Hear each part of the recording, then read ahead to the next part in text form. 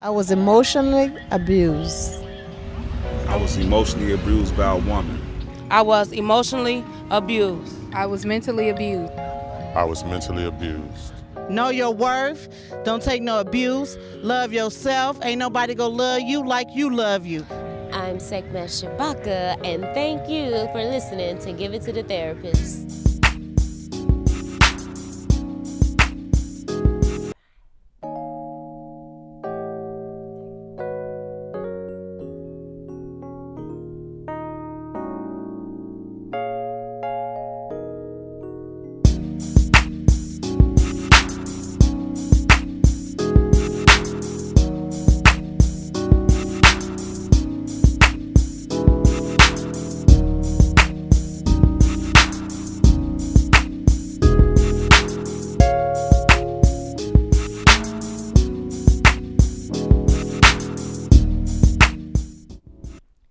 Welcome to Give It to the Therapist.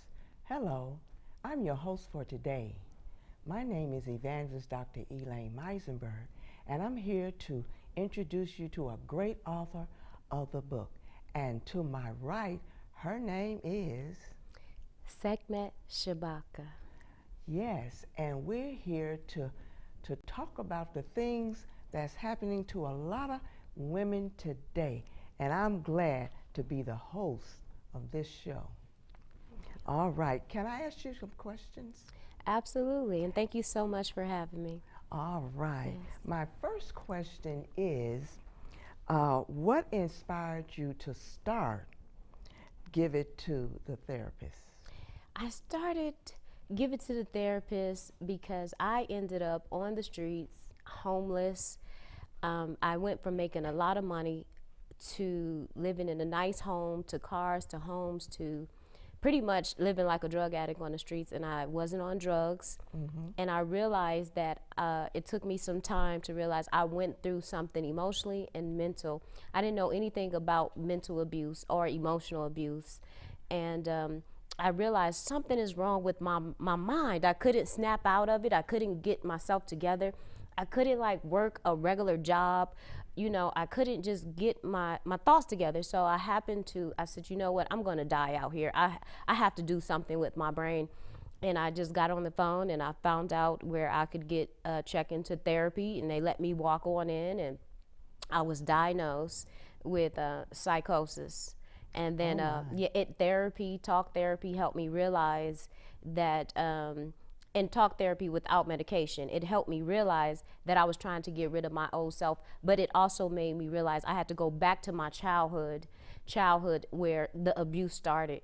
Okay. And then at some point in my life, I attracted an abusive person in my life that just brought made it worse to realize that there was some issues within me that needed to be solved. So when I went to therapy, I was like, wow, this needs to be it. I was able to heal, and I realized this needs more exposure, and I just thank God that I came through that time. Well, that's a gift. Yes. That you can heal yourself. Yes. You came to the conclusion that nobody can make this change but me. Yes. You were in therapy, you was around doctors, but Yes. you made up your mind Yes. to say, Yeah, I lost everything, and I was just out there on the streets, just totally homeless after being in a bad relationship, because I was shameful to go around anybody that knew me, anybody that knew my where I come from. I couldn't let people see me like that, and I had to analyze and think about, where did this come from? How did I end up like this? Oh my. Just no money, just on my 2 feet. I didn't even have an ID. I wasn't able to get, so when I checked into therapy, I was diagnosed with psychosis, and I was able to get an understanding of my brain went through something. And just like we break our arm, we break our leg, we have to go to the doctor. Our brain should be diagnosed and checked. And so I started Give It to the Therapist foundation, and I wrote the book. And so much healing started from writing these inspirational poems, Okay. short stories, about what it may be like to be in a relationship with someone with mental illness and may not know it. So, I thought I can help people that way. what fascinates me is that you got rid of self. What you do, you just stepped out of yourself and pointed a finger at you and say, no, you can do better than this. Yes. That's what I see. Yes.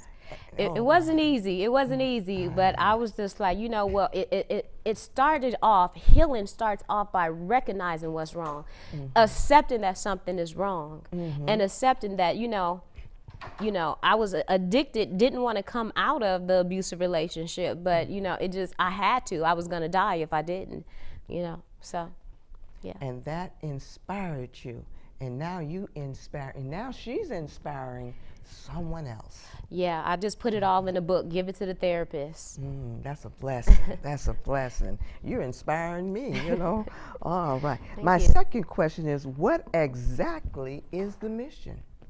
The mission of Give It to the Therapist, we basically, it's a foundation that supports women to stand up and tell their story. So we take their pain, their story, and put it into a performing arts, a one-woman show, so to say. So we take a group of women and give them jobs by allowing them to perform their story. So take their pain and put it in a story as well.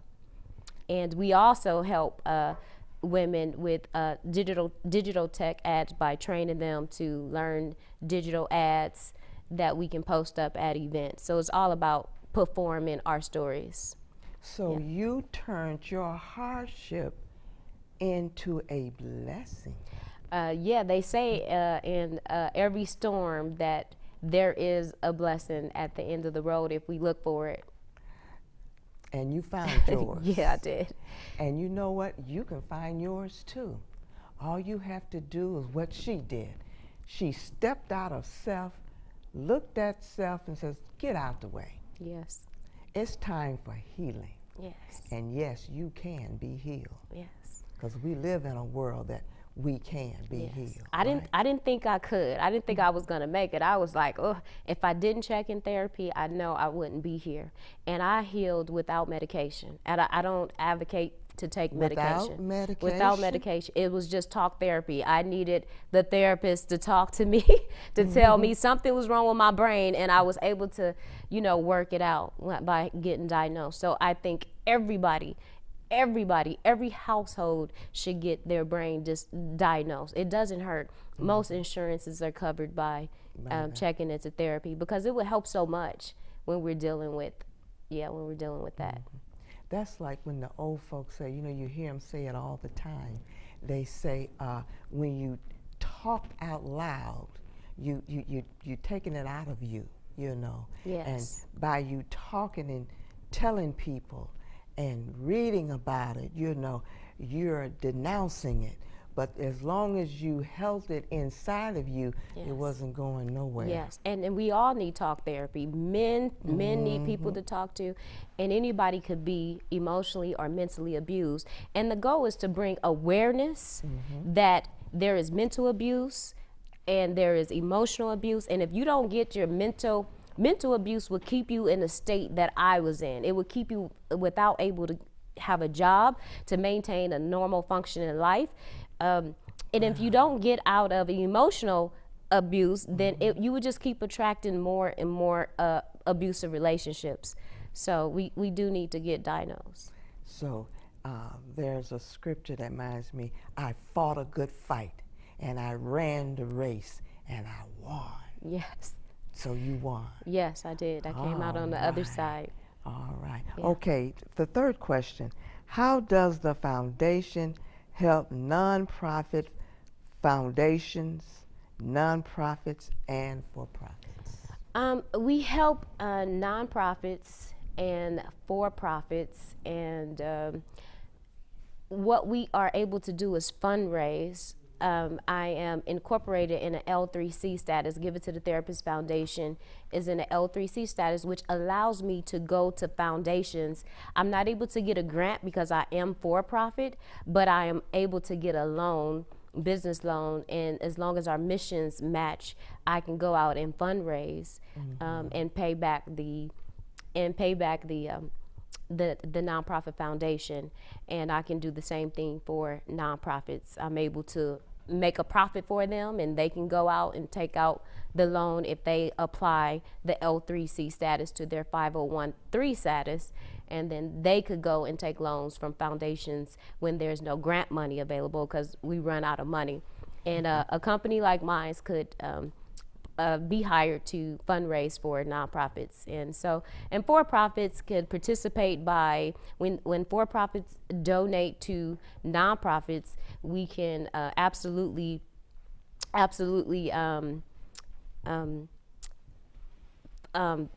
give them free vendor space at our events, and help them market and promote. So it's a lot of ways we can help. Yeah, but see, it's new ways of getting funded is the key, because a lot of people don't know when we run out of grant money that we can fundraise now through the L3C for-profit incorporation, which means that we have a mission. Yeah. All right, Miss Sekhmet is going to get up and read some of her poems.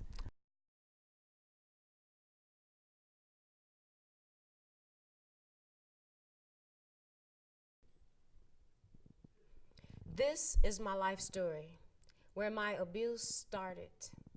So I'm going to talk in the third party about Sekhmet's story. Sekhmet was raised by her mother, who was a single mother, who was addicted to crack cocaine. Sekhmet was in her 20s when her mother was murdered by the hands of her mom's boyfriend, who was released from a mental institution. Sekhmet's mom refused to stop dating him even after he told Sekhmet he was going to murder her mother. It was sad right before it happened. Because Sekhmet's mom's lifestyle was so bad, no one was there to protect her from child pedophiles in her neighborhood, for an example. She was raped by her mother's drug dealer. Sekhmet's mother was very emotionally abusive to Sekhmet, often yelling and cursing at her all day long, calling her names and claiming that Sekhmet was not even her daughter. Sekhmet was punished by her mother by extreme cursing if anyone, called her pretty. Sekhmet did everything she could as a young girl to please her mother. She would dress as ugly as possible. Sekhmet received many gifts because of her beauty as a child, from radios to clothes to toys, etc.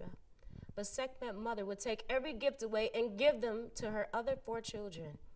At Christmas time, her mother would buy all of her other children gifts and refuse to buy Sekhmet anything. And if anyone gave gifts or birthday gifts or Christmas gifts to Sekhmet, of course they would be taken away. As Sekhmet grew older, she started many relationships with abusers, from her friends who would betray her because they really didn't like her, to boyfriends who was openly bisexual, who really didn't like women, to attracting a narcissist who caused her to lose her mind.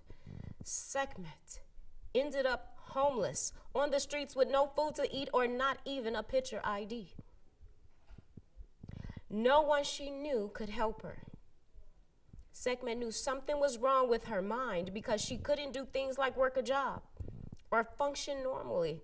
Sekhmet knew she needed to get help getting off the streets and needed help from suffering from severe depression, and was released from the feeling of walking dead. Not even on drugs or alcohol, Sekhmet felt that she was going to kill herself or naturally die. Sekhmet was totally hopeless. So she decided to do a little research and walk into a mental institution. And from there, she started Give It to the Therapist Foundation.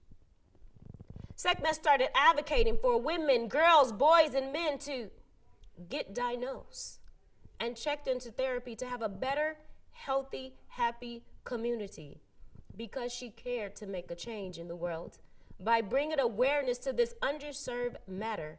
Checking into therapy stopped Sekhmet from committing suicide. She was able to get mental health service without the mental health drugs. She is living proof of brain recovery and rehabilitation without prescription mental health drugs.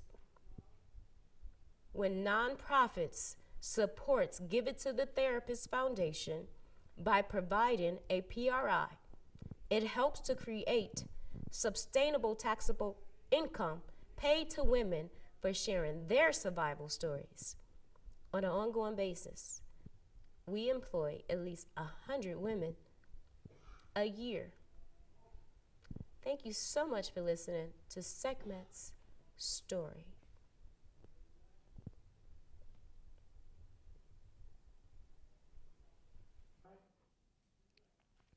It don't matter what they do. What matters is what I do. How could I even think about murder? In my mind, when he did not do me right, my mind is obviously not right. He ain't worth my life. Already gone was the feeling inside. How much hate is that for myself? He had no idea his life was almost in my hands. Who am I to take a life? That is crazy. How did I get such evil inside when I was a person that all day long dreamed of God? God, help me return to my good ways, and most of all, forgive me. Forgive me for those future thoughts, all because I somehow forgot I was loved, even if he didn't show me. He snatched me from the heavens and held me to the ground for years. He stole my mind and made me unconscious. I stumbled like I was in a boxing ring with no fists or hands in sight. It was all done with the power of his words, the power of his silence, the power of disrespect, and the power of controlling the mind. How did I get free? I just started walking and walking and walking as far as I can possibly go. It took years for the chains to fall off me. The heaviness took years to fall away. It took years to fall away. It took years to fall away. It took years to fall away. So you who need to get away now, better get to walking now.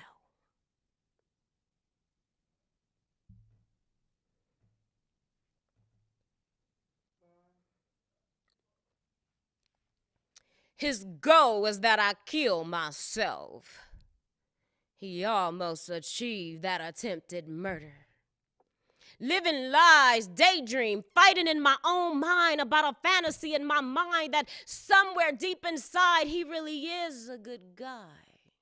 Until now, I never knew a crazy guy can drive you crazy or crazier. I didn't follow the warning signs. Somehow he learned to beat the mind, the strongest part of your survival. If you don't get away in time, it might just kill at will. At least I did survive the deadly beatings in my mind. He claims I have the same power, so this karma I paid. Set me free, Dharma, away from this love craze addiction, a real addict to a low, low, low. But yet he was my all-time high, high, high. Couldn't get enough of his tear me down ways. The only way out of this rabbit hole so deep was to not only give it to my therapist, but also give it to God. And also mainly, this person, whoever I was, had to die and become born again new. I am alive. Alive, and here talking to you about it, my past life, alive to tell you about it. He was a genius at mind control. His goal was that I kill myself. He almost achieved that attempted murder. I mean, I almost attempted suicide. And how could he go to jail for that, dear therapist?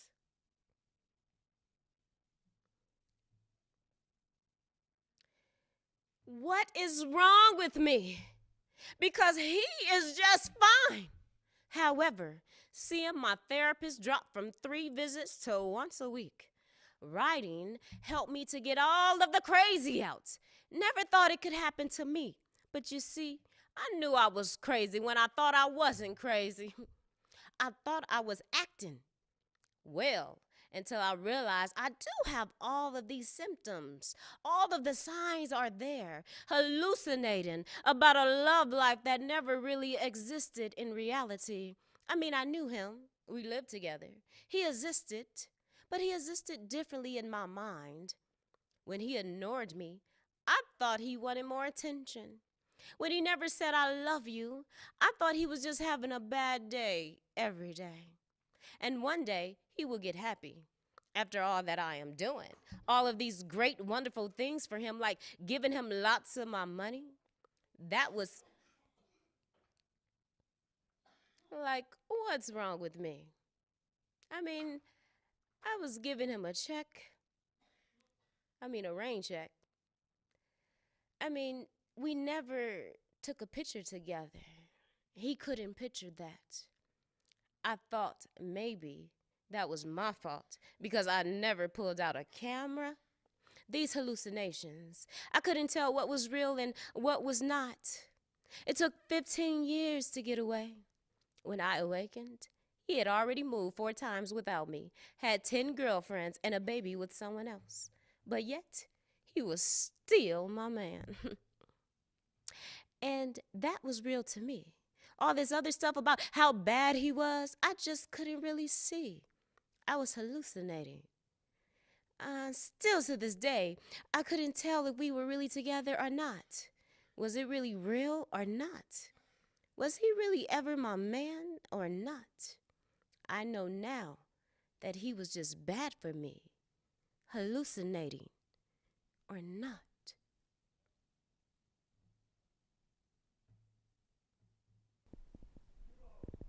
Well, our time has fast ran out, and I hope you enjoyed this short time of what I call wisdom, knowledge, and understanding.